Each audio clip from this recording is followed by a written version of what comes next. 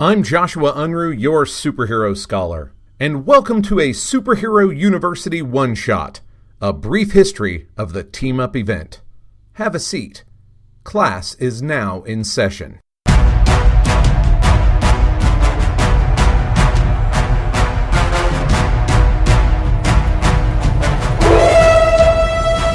With Avengers Infinity War hitting the theaters this week, the topic of superhero team-up events is a hot one.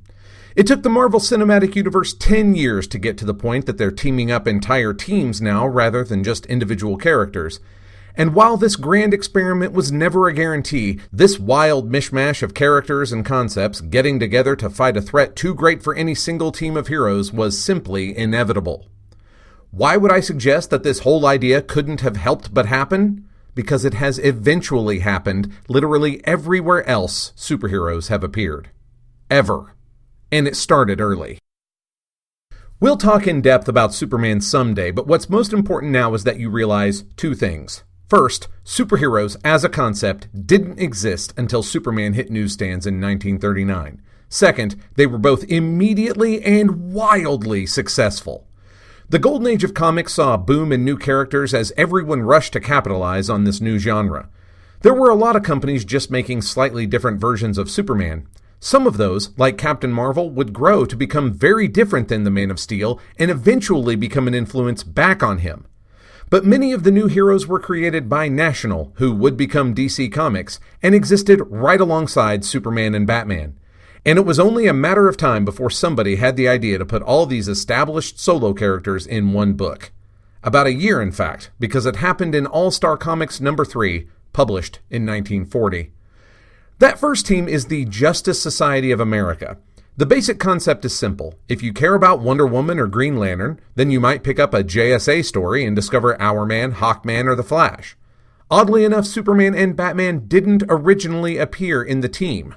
On one hand, that's fairly inexplicable. These days, DC hoped to build a cinematic universe by cramming Batman, Superman, and Wonder Woman together so quickly nobody bothered to turn the lights on before filming. But at the time, I think they were worried about these other guys diluting the brand of their big two. The Man of Steel and Dark Knight weren't even allowed to get in each other's way. Despite having stories right next to one another in World's Finest Comics, it would be 1954 before Superman, Batman, and Robin actually teamed up. That's 13 years of comics. But wherever there are superheroes, there will be superhero team-ups. The Adventures of Superman radio show would get Superman, Batman, and Robin together in 1945, 9 years before World's Finest Comics. DC finally nailed it down in 1960 with the newly launched Justice League of America. JLA featured all the biggest names alongside also-rans in hopes of raising their profile.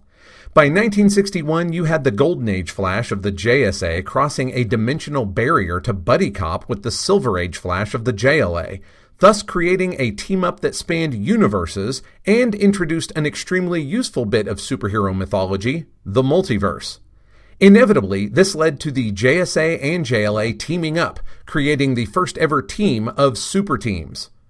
But 1962 also saw the foundations laid for what would be the Marvel Universe. Marvel took this team-up thing to a whole other level almost right away. The Fantastic Four appeared in the first issue of Spider-Man. It seemed like whenever anybody needed a lawyer, they hired Matt Murdock, aka Daredevil. Thor or Iron Man would fly distantly through the sky while Spidey punched Electro in the foreground.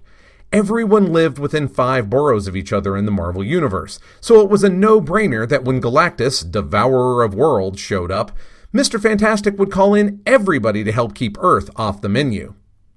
And on a smaller scale, DC had a title devoted to the idea of anyone and everyone teaming up with Batman.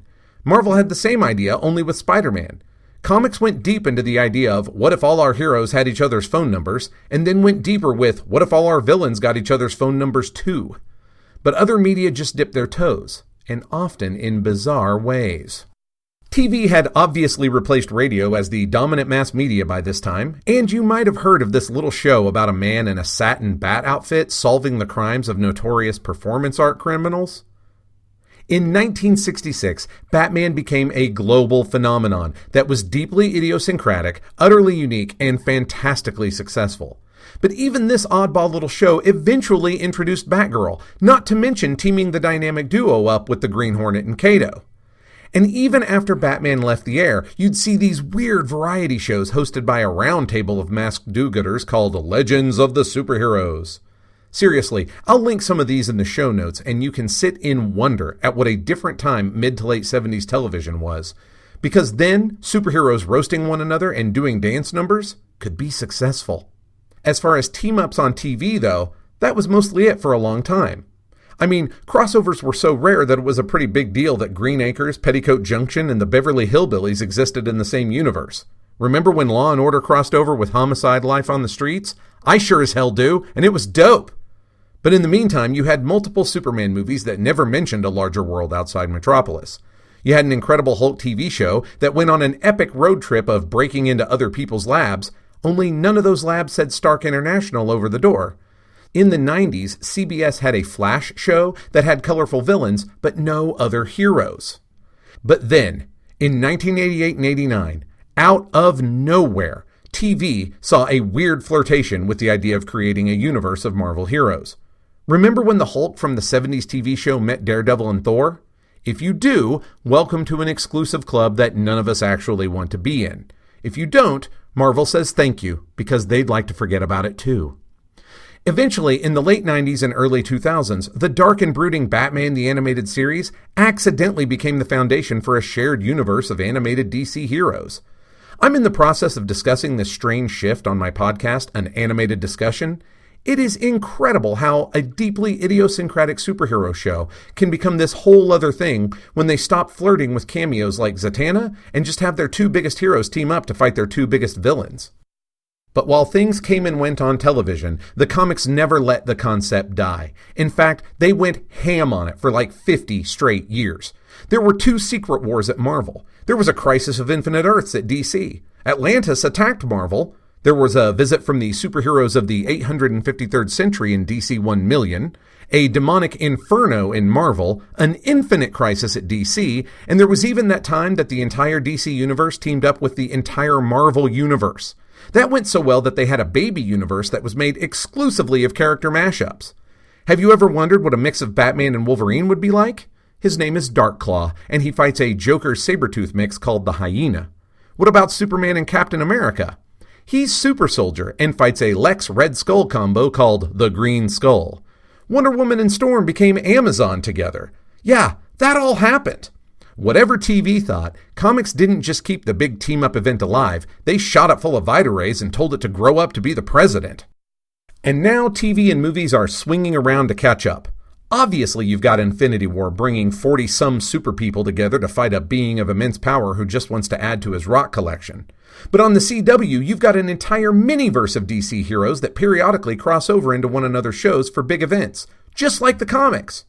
And of course, the MCU has several Netflix original series for solo heroes that eventually saw them all team up for the most noble goal of all, dragging Iron Fist.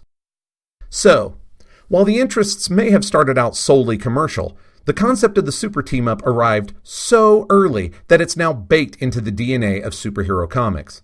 And in a genre known for one-upping itself 3 times before it finishes its morning Danish, the big team-up event simply had to happen. Certainly the MCU could have fallen flat on its face, and we'd never have made it to this point. But let's just say I wasn't at all surprised when, after the credits, Nick Fury wandered in and started talking about the Avengers. After all, I've seen this happen once or twice before.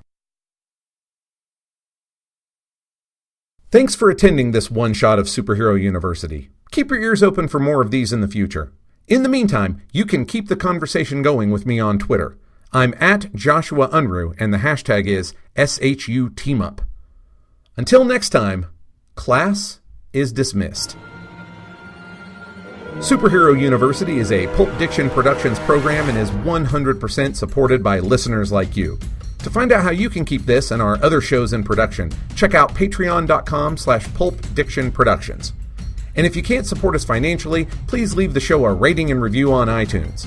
It's the best way to help others discover the show and join in the conversation.